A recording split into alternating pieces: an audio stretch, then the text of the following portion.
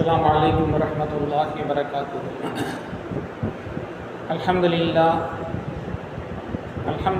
نحمده ونستعينه ونستغفره ونؤمن به ونتوكل عليه ونعوذ بالله من شرور أنفسنا ومن سيئات أعمالنا من يهده الله فلا مضل له ومن يضلل فلا هادي له ونشهد أن لا إله إلا الله وحده لا شريك له ونشهد أن سيدنا محمد عبده ورسوله صلى الله على سيدنا محمد وآله الأبرار وأصحابه الأخيار وأزواجه الطيبات الطاهرات.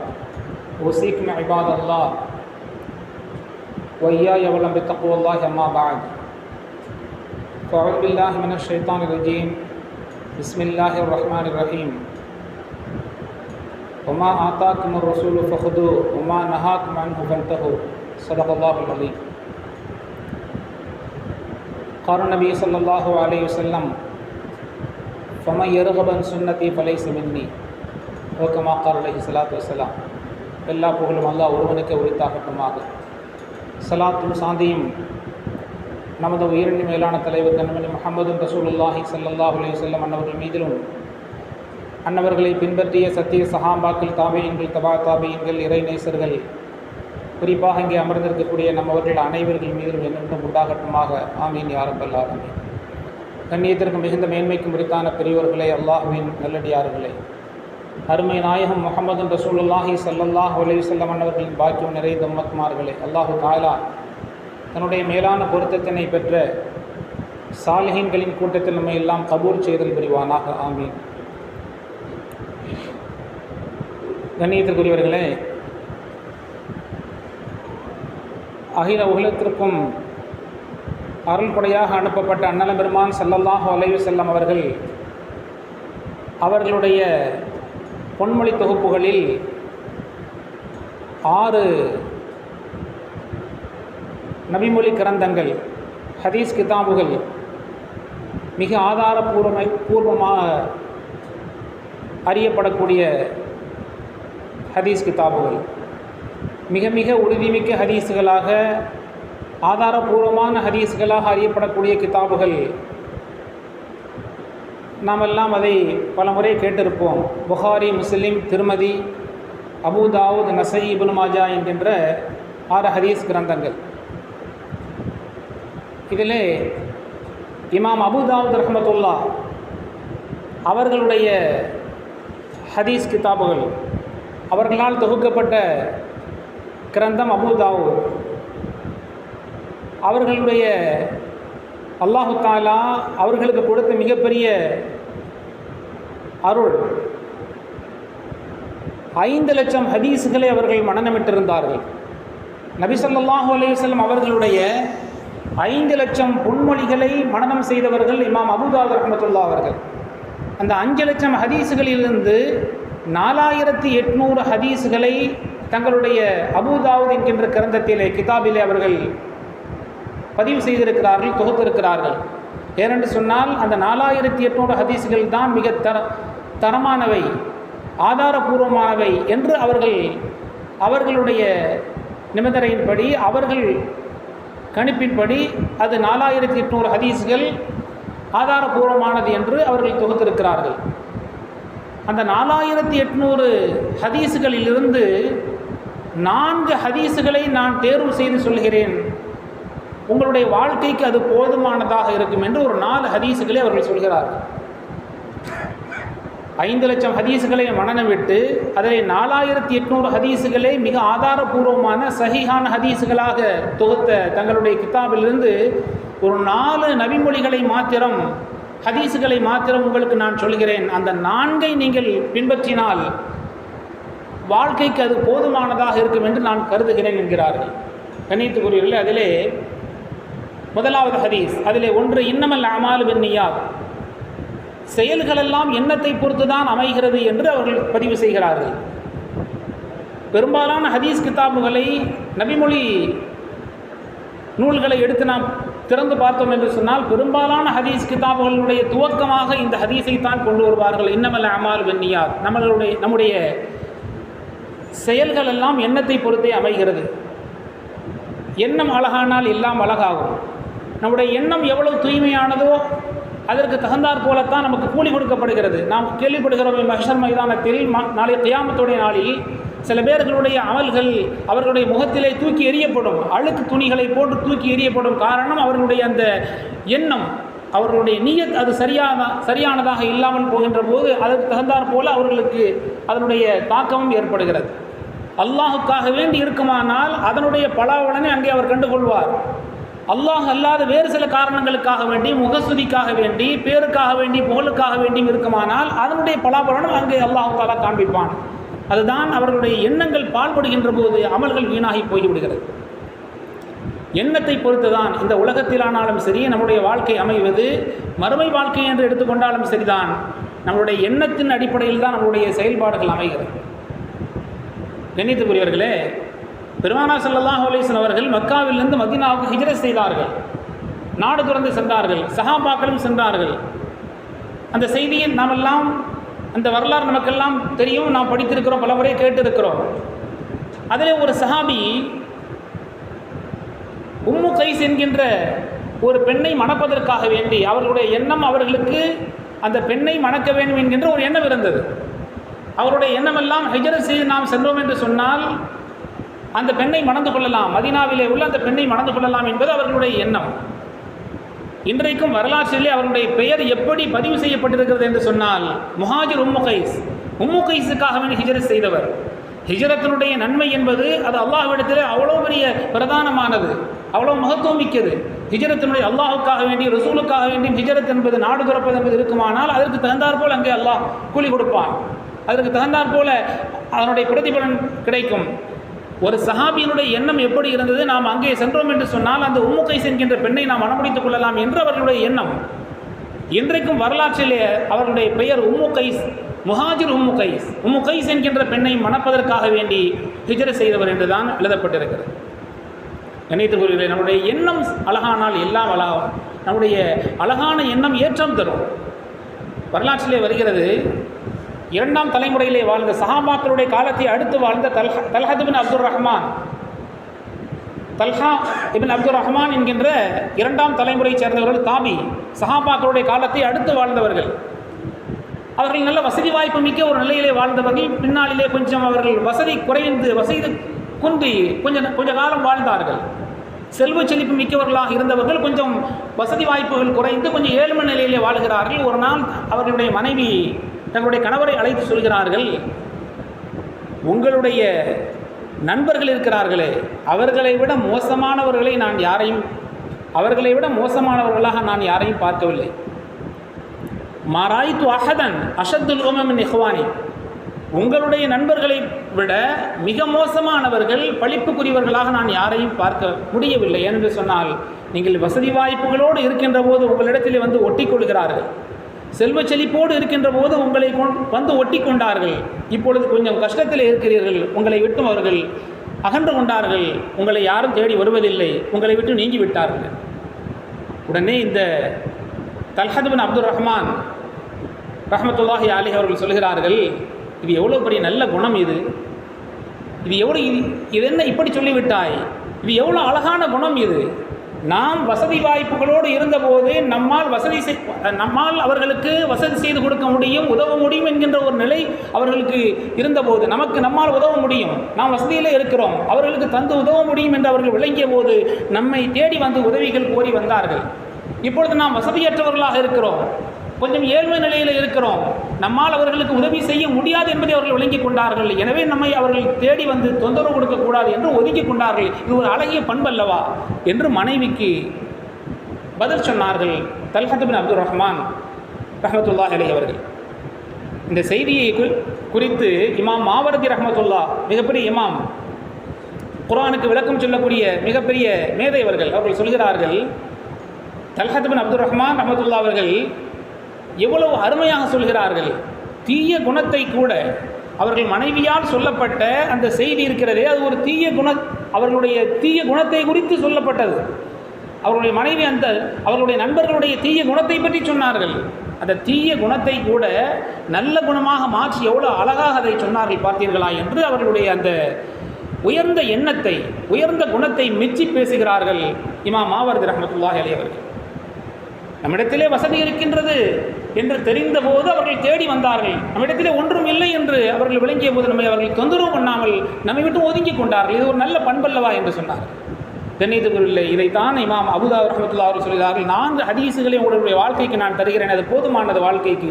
அதில் ஒன்று இன்னமல் அமால் பின்னிய்யாத், நம்மளுடைய அமல்கள் எல்லாம் எண்ணத்தை பொறுத்தே அமைகிறது என்கிறார். இரண்டாவதாக அவர்கள் சொல்லக்கூடிய ஹதீஸ், மின் ஹுஸ்னி இஸ்லாமில் மரிய தருக்கு மாலா யானிஹி, ஒரு மனிதனுடைய இஸ்லாத்தினுடைய அழகிய பண்பிலே கட்டுப்பட்டது, அழகிய பண்பிலே உள்ளது தேவையில்லாததை விட்டு விடுவது, தருக்கு மாலா யானி. இரண்டாவது ஹதீஸாக அவர்கள் பதிவு செய்கிறார்கள். ஒரு மனிதனுடைய இஸ்லாத்தினுடைய உயரிய பண்பிலே உள்ளது, நல்ல பண்பிலே உள்ளது தேவையில்லாததை விட்டுவிட வேண்டும். இன்றைக்கு உலகத்தில் நமக்கு வரக்கூடிய பிரச்சனைகள் எல்லாம் அது எது மாதிரியான பிரச்சனையாக இருந்தாலும் சரிதான், தேவையில்லாததிலே ஈடுபடுகின்ற போது, தேவையில்லாத பார்வைகள், தேவையில்லாத பேச்சுக்கள், தேவையில்லாத வார்த்தை சண்டைகள், தேவையில்லாத சங்காத்தங்கள், சகவாசங்கள், இப்படி தேவையில்லாமல் எதுவெல்லாம் இருக்குமோ அதுவெல்லாம் உள்ளே வருகின்ற போது எல்லா விதமான பிரச்சனைகளுக்கும் அது வழிவகுத்து விடுகிறது.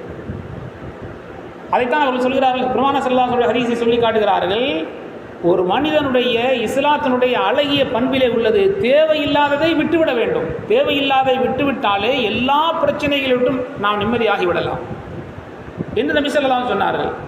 நமக்கு எது தேவையில்லையோ அதை விட்டுவிட வேண்டும். மாலிக் இப்னு தீனார் ரஹ்மத்துல்லாஹி அவர்கள் சொல்கிறார்கள், அவர்கள் ஒரு 3 அடையாளங்களை சொல்கிறார்கள். உங்களுடைய உள்ளம் மிக வறண்டு போய் இருக்கிறதா, கஸ்வத்துல் கல்பி என்று சொல்வார்கள், வறண்டு போன உள்ளமாக உங்களுடைய உள்ளத்தை நீங்கள் பார்க்கிறீர்களா?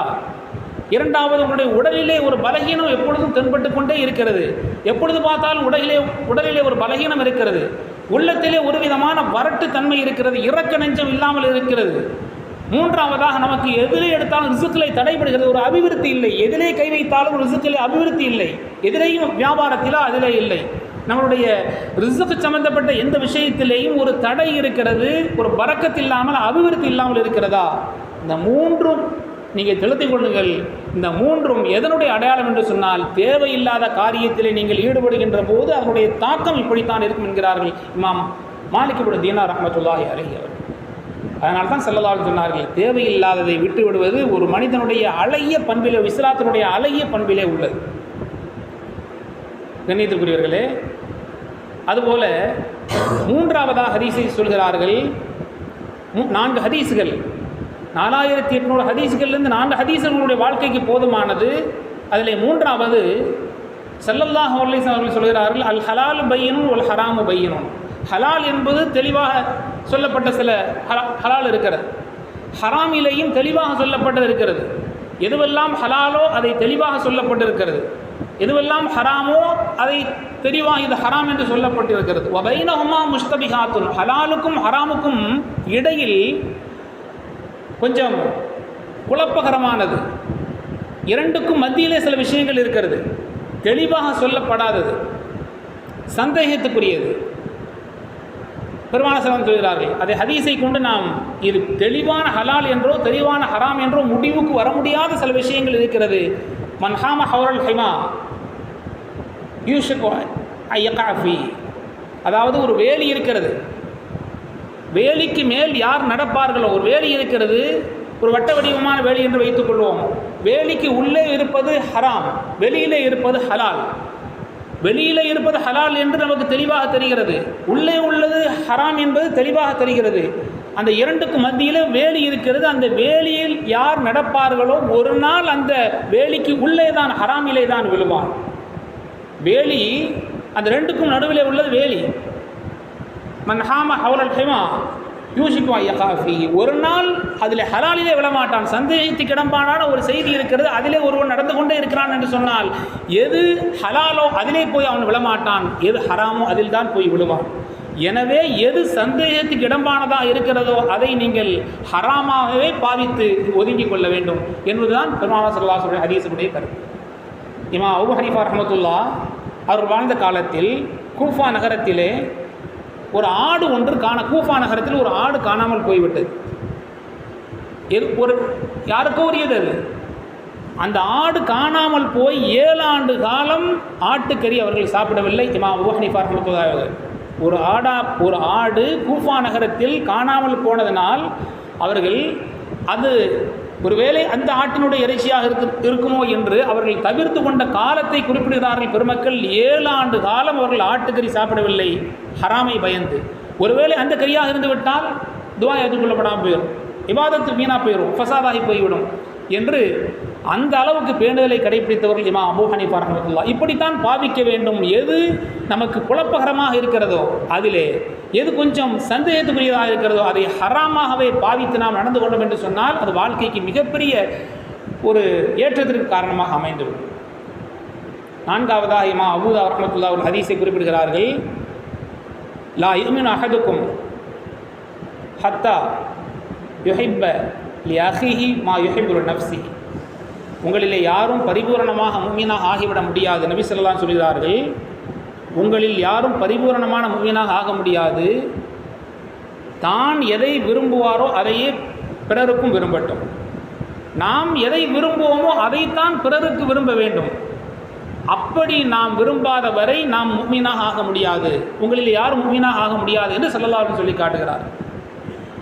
எதை நாம் விரும்புவோம், ஒரு இடத்தில் எங்கேயும் சரி, ஒரு பொது இடத்தில் நாம் கௌரவமாக வாழ வேண்டும், நம்மை கௌரவிக்கப்பட வேண்டும் என்று நினைப்போம். யாரும் ஒரு சுடுசொல்லை சொல்லிவிடக்கூடாது என்று நாம் நினைப்போம். எந்த விதத்திலும் நாம் யாராலும் குறைப்படுத்தப்பட்டுவிடக்கூடாது என்று நினைப்போம். எப்படி நாம் எதையெல்லாம் நமக்கு விரும்புவோமோ அதையே பிறருக்கும் விரும்ப வேண்டும். கண்ணியத்துக்குரியவர்களே, இதே கூஃபா நகரத்தில் இப்ராஹிம் நஹஇ என்கின்ற ஒரு ஆசிரியர், சுலைமான் இப்னு மெஹரான் என்கின்ற ஒரு மாணவர். ஆசிரியருக்கு முழுவதுமாக பார்வை தெரியாது, மாணவருக்கு அரைகுறை பார்வை. 2 பேரும் சேர்ந்து ஒரு வழியிலே செல்ல வேண்டும், ஒரு இடத்துக்கு செல்ல வேண்டும், ஒரு இடத்திலிருந்து இன்னொரு இடத்துக்கு கடந்து செல்ல வேண்டும். 2 பேர்களும் பேசிக்கொள்கிறார்கள். ஆசிரியர் சொன்னார்கள், அதாவது இப்ராஹிம் நஹஇ அவர்கள் சொல்லுகிறார்கள், எனக்கோ பார்வை ஒன்றும் தெரியாது, உனக்கு அரைகுறை பார்வை. நாம் தனித்தனியாக பிரிந்து நாம் சென்று விடுவோம். நாம் போகிற இடத்துக்கு ஆளுக்கு ஒரு பாதையாக போயிடுவோம். 2 பேரும் சேர்ந்து போனால் எப்படி பேசுவாங்க? முழு குருடனுக்கு அரை குருடன் வழிகாட்டி என்று நம்மை பற்றி புறம் பேசுவார்கள். நாம் ஏன் நம்மளை பற்றி பேசி அவங்களுக்கு பாவத்தை சம்பாதிக்க வைக்கணும்? நம்மளை பற்றி பேசினா அவர்கள் பாவியாகி விடுவார்கள். எனவே நாம் பிரிந்து போயிட்டால் எந்த பேச்சும் வராது, நாமளும் நிம்மதியாக இருப்போம், அவங்களுக்கும் எந்த பிரச்சனையும் இல்லை என்று ஆசிரியர் மாணவரிடத்திலே சொல்கிறார். ஏன்னா மாணவர் தான் கூட்டி செல்ல வேண்டும். அரைகுறை பார்வையவர்களுக்கு ஏதோ கொஞ்சம் தெரியும். ஆசிரியர் இப்ராஹிம் நஹஇ அவர்களுக்கு கண் பார்வை சுத்தமாக தெரியாது. மாணவர் சொன்னார், நல்லது தானே, நாம் பாட்டுக்கு சேர்ந்து போவோம். நம்மளை பற்றி பேசினா புறம் பேசினா என்ன ஆகும்? நமக்கு நன்மை சேரும். அவங்க தான் குற்றவாளிகள், அதனால் நமக்கு என்ன? பழித்த நன்மை பேசினால் பேசிவிட்டு போகட்டும், அதனால் நமக்கு நன்மை தானே. புறம் பேசுவதனுடைய ஹதீஸில் அப்படித்தான் இருக்கிறது, நாம் பார்க்குறோமா இல்லையா? அதாவது யார் புறம் பேசுவாரோ அவருடைய நன்மை யார் குறைப்படுத்தப்படுகிறாரோ அவருக்கு சேர்ந்துடும். புறம் பேச அந்த நம்முடைய நன்மை எல்லாம் பாதுகாக்க வேண்டும், நன்மைகள் எல்லாம் குறைந்து இந்த நன்மை போய் அவங்களுக்கு போய் சேர்ந்துடும். அப்போ சும்மா இருந்துக்கிட்டே நன்மை அவங்க சம்பாதிச்சிருவாங்க. நல்லது தானே என்று மாணவர் சொல்கிறார். ஆசிரியர் சொல்கிறார், இல்லை, தேவையில்லை, அந்த நன்மை நமக்கு தேவையில்லை. ஒருவரை பாவியாக்கி, ஒருவரை அல்லாஹ்வுடைய சன்னிதானத்தில் குற்றவாளியாக்கி பாவியாக்கி அவர் மூலமாக கிடைக்கக்கூடிய அந்த நன்மை நமக்கு வேண்டாம். நாம் எப்படி எதுவுமே நமக்கு எப்படி நினைப்போம்? எந்த ஒரு குற்றத்தையும் நம் மீது சுமத்தப்படக்கூடாது. ஏதாவது ஒரு பாவச் செயலை, ஒரு குற்றச்செயல் நம் மீது சுமத்தப்படுவதையோ அல்லது ஒரு பாவம் நம் மீது எழுதப்படுவதை நாம் விரும்ப மாட்டோம் அல்லவா? எனவே அவர்கள் நம்மால் எந்த ஒரு தொந்தரவும் அவர்களுக்கு வேண்டாம். அவர்களை பாவியாக்கி நாம் அதன் மூலமாக நன்மை சம்பாதிக்க வேண்டாம். நாம் வழியில் நம்ம போயிடுவோம். நம்ம எப்படி நிம்மதியாக இருக்குன்னு நினைக்கிறோமோ அது மாதிரி அவங்க நிம்மதியாக இருந்துட்டு போட்டோம். புறம் பேசுகிறதுக்கு நாம் காரணமாகி விட வேண்டாம். எனவே நாம் வேறு பாதையில் பிரிந்து சென்று விடுவோம் என்று மாணவருக்கு ஆசிரியர் புத்திமதி சொன்னார்கள் என்பதை நாம் பார்க்கிறோம். இதுதான், இப்படித்தான் ஒரு மூமினுடைய வாழ்க்கை இருக்க வேண்டும். நாம் எதை விரும்புவோமோ, எந்த விதத்திலேயும் ஒரு பாவம் நம் மீது எழுதப்பட்டு விடக்கூடாது என்பதை நாம் விரும்புவோம் அல்லவா? அதுபோல் எந்த விதத்திலேயும் ஒரு முஃமின் நம்மால் குற்றவாளியாகிவிடக்கூடாது, ஒரு பாவத்திற்கு காரணமாக அமைந்துவிடக்கூடாது என்பதுதான் ஸல்லல்லாஹு அலைஹி வஸல்லம் அவர்களுடைய இந்த ஹதீஸுடைய விளக்கம். கண்ணியத்துக்குரியவர்களே, ஆக மொத்தத்தில் இமாம் அபூ தாவூத் ரஹ்மத்துல்லாஹி அவர்கள் சொல்கிறார்கள், நான் 4800 ஹதீஸுகளை இந்த கிதாபிலே தொகுத்திருந்தாலும் அதிலே 4 ஹதீஸுகள் உங்களுக்கு போதுமானது, மேல் சொன்ன 4 ஹதீஸுகள் போதுமானது. அந்த ஹதீஸுகளை நாம் பின்பற்றி நடந்தாலே கிட்டத்தட்ட அவருடைய வாழ்க்கை ஓரளவு சரியான பாதையிலே சென்றுவிடும் என்பதை அவர்கள் தங்களுடைய ஒரு அறிவுரையாக சொல்லி காட்டுகிறார்கள். அல்லாஹு தாலா எந்த ஹதீஸுகளை நமக்கு அவர்கள் மேற்கோள் காட்டினார்களோ, விளக்கி சொன்னார்களோ, அந்த ஹதீஸுகளின்படி சீராக நடப்பதற்கும், அது அல்லாமல் எதுவெல்லாம் பெருமானா ஸல்லல்லாஹு அலைஹி வஸல்லம் வழிகாட்டி தந்தார்களோ, வாழ்க்கையினுடைய ஏற்றத்திற்கு காரணமாக அமையும் என்பதை குறிப்பிட்டு தந்தார்களோ, அத்தனையும் அதனுடைய வழியில் நடந்து ஈருலகத்தினுடைய பாக்கியங்களை பெறுவதற்கு அல்லாஹ் நம் அனைவர்களுக்கும் தௌஃபீக் செய்து புரிவானாக. வேதனையிலிருந்தும் சோதனையிலிருந்து நிம்மதியை தருவானாக. நீண்ட நெடிய நாட்கள் நோய் நொடிகள் இல்லாமல் உடல் ஆரோக்கியத்தோடு மன நிறைவோடு இன்பத்தோடு அல்லாஹ்வை நின்று வணங்கி வழிபட்டு வாழ் நசீபையும் பாக்கியத்தையும் அல்லாஹ் நமக்கும் நம்மை ஈண்டெடுத்த தாயந்தீர்கள் மனைவி மக்கள் உற்றார் உறவினர்கள் யாவர்களுக்கும் தந்தர் புரிவானாக. வாழ்வின் எல்லா நிலைகளிலும் வாழ்ந்து காட்டிய வள்ளல் முஹம்மது ரசூலுல்லாஹி ஸல்லல்லாஹு அலைஹி வஸல்லம் அன்னவர்கள் வழி நின்று இவ்வுலகத்திலேயும் வெற்றி பெற்றார்களே, அப்படிப்பட்ட நன்மக்களின் கூட்டத்தில் அல்லாஹ் தஆலா நம்மையும் நம்முடைய சந்ததியின் கபூல் செய்தல் புரிவானாக என்ற நல்ல துஆக்களோடு என்னுடைய வார்த்தைகளை நிறைவு செய்கிறேன். வாஹத் தஅவானா அனில் ஹம்துலில்லாஹி ரப்பில் ஆலமீன். அஸ்ஸலாமு அலைக்கும் வரஹ்மத்துல்லாஹி வபரகாத்துஹு.